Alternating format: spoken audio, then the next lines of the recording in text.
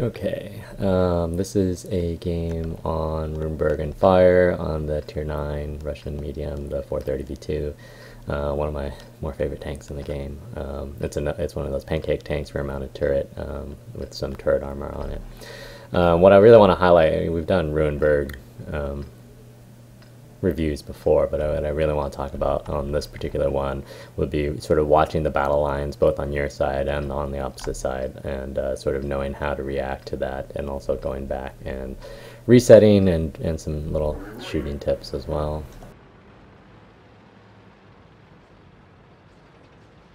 And so, as usual, medium tank, I like to go out to this town over here. We have a slightly lighter team than them, armor-wise, so we've got a lot of fast-moving tanks. So you ideally don't want to engage them in that kind of brawl in the city. So it's always good to go out to the little village.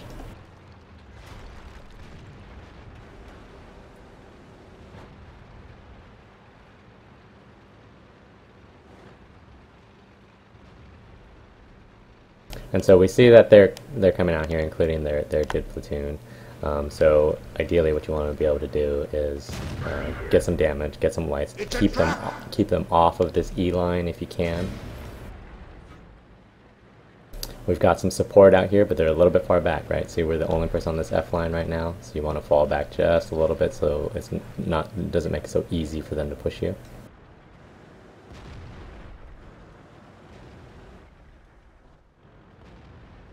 And you have to remember, like, I couldn't back up and take that shot because heat shells don't go through walls. They get eaten by them, unlike AB and APCR shells now. It's a trap! And so they have a T-54 over here, but see, they're not really up on this E line as well. They've got a lot in town, which you would expect given their composition. So this T-54 that they have here is not in a good position because of the fact that their team moved back off of the E line, so he doesn't really have any help. So see our guys come up this zero line, which is what they should do. They're aggressive. They moved up there, they got the shot, and then now all they have to do is pull back, right? That's a big win right there. You took out that tank basically for free. Their team is back on the backside of that E line, which makes it easier for us. But you have to look at this in the sense that we're going to lose town eventually. These guys are taking up really conservative positions, which they should be, because they have to know that they're outnumbered. And you, on this side, you know, we've got a lot of mediums. You have to know that you have to take advantage of this. We need to clear this up as soon as we possibly can.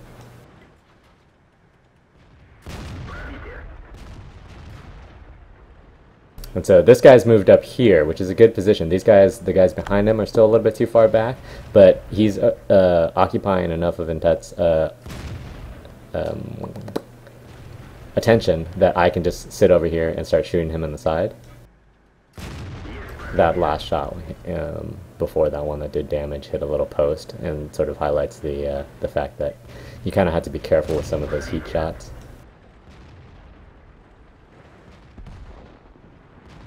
And so now these guys are too far back, so they either should have moved up a little bit more earlier, or they should have just left when they recognized that we had a ton of people out here.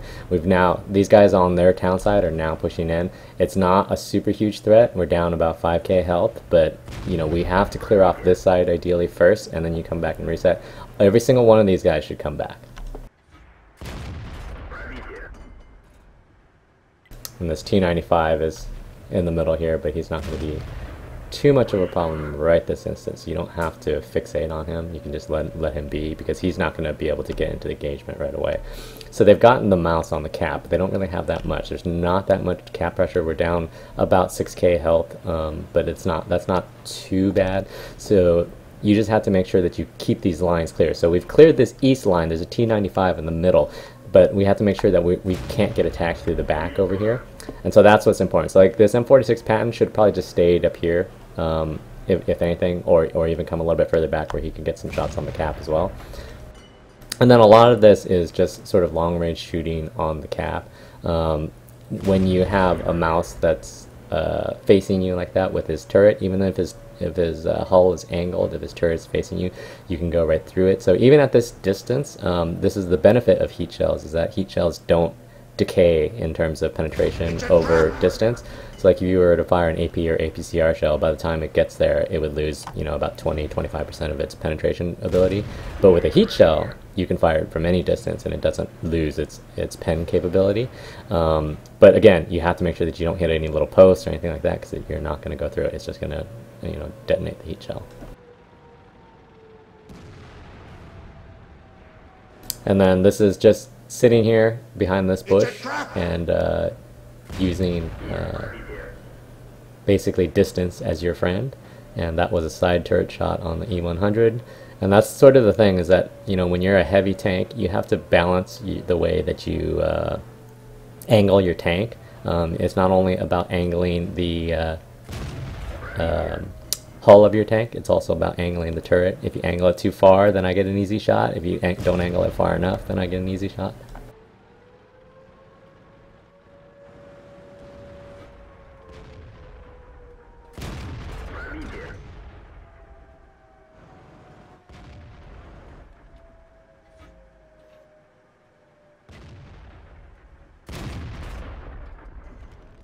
And then of course the waffle gets in front of me. And so this Patton that was over here, he died to this T95. So right now, now we no longer have any control of the north. So you have to anticipate that eventually they're going to come down this east side to flank you.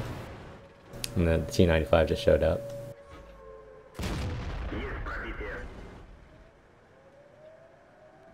And then see how they're coming down this side right in here. Now what you want to make sure that they can't do is you want to make sure that they can't envelop you. And so you can do one of two things here. You can either get out more this way, or you can get out more this way. I decided to go to the west because I know that the mouse is one shot. I know that the E100 is one shot. So I'm less concerned about them than I am about these guys over on this side, who are basically full health still. But we've done a good job of coming back, basically because they tried to cap, right? They sat too many guys on the cap and they weren't able to actually do anything with it.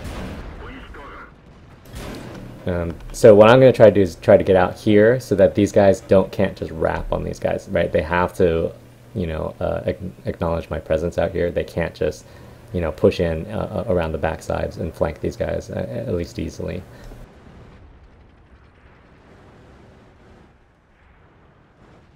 But of course it was somewhat all for naught because these guys actually clean up the M103s somewhat quickly.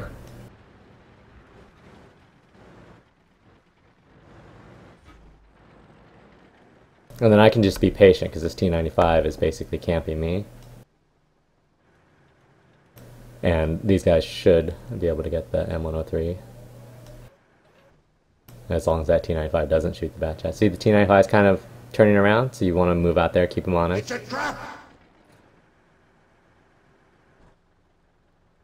Because as long as he's fixated on me, he's not shooting my friends. And so they finally were able to get that M103 down.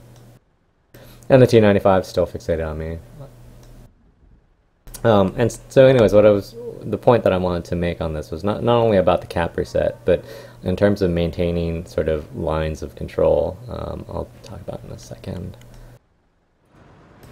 The T95 just basically stared at me that entire time.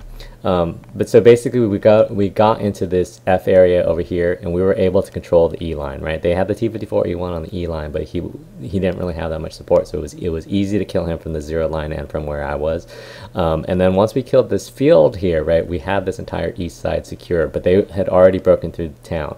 And they were on the cap and they had a huge health lead, and that's fine. And so what you start doing is you start bringing everybody back, and then what you should do though is that somebody needs to stay back here to watch this backside. Like ideally it would have been that Patton, but that Patton tried to push the T95 instead and he got himself killed. I think there was one other tank out there as well, but basically we had enough time so that I was able to come back to like this K line area and get a lot of shots on those guys and get a lot of resets. And then once we broke this west side over here, right, they had basically come through on our north, right? They were coming down that 6, 7, 8 line. And you don't want them to get that flank on you when this sort of west cap side area is still alive. So the best thing usually to do when you're getting flanked is to push, you know, one way or the other, whichever way is weaker, and then that allows you to turn around and face your enemies on just one front. So that's really what I wanted to highlight the most about this particular match.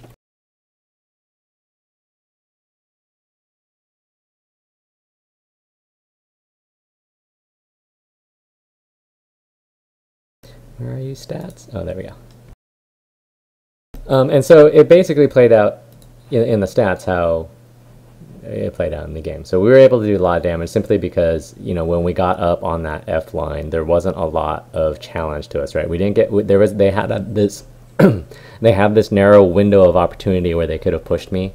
But I tried to get out of there as quickly as I could. You know, I backed out, you know, back into that F line, so where the rest of my team could support me.